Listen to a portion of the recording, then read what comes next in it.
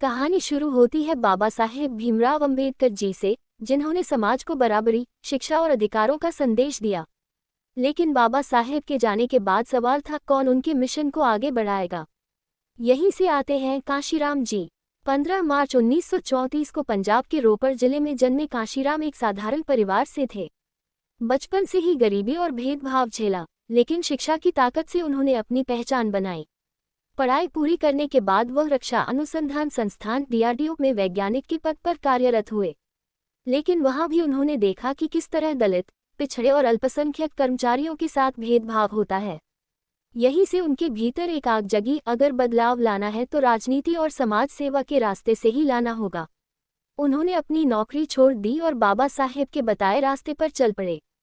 काशीराम जी ने BMCEF संगठन की स्थापना की, जो पढ़े लिखे कर्मचारियों को एकजुट कर दलित समाज की ताकत बनाने का काम करता था।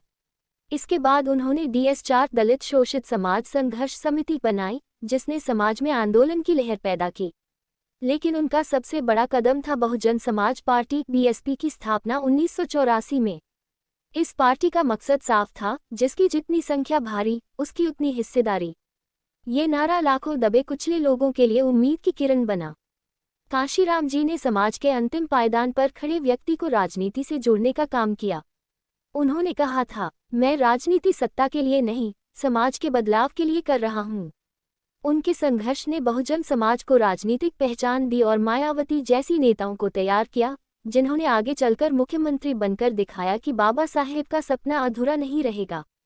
काशीराम जी ने अपना पूरा जीवन समाज को समर्पित कर दिया। उन्होंने कभी शादी नहीं की, न ही अपना निजी जीवन चुना। उनका जीवन सिर्फ और सिर्फ समाज और आंदोलन को समर्पित रहा। आज भी जब हम समानता और अधिकारों की बात करते हैं, तो बाबा साहेब के बाद काशीराम जी को याद किए बिना कहानी अधूरी रहती है।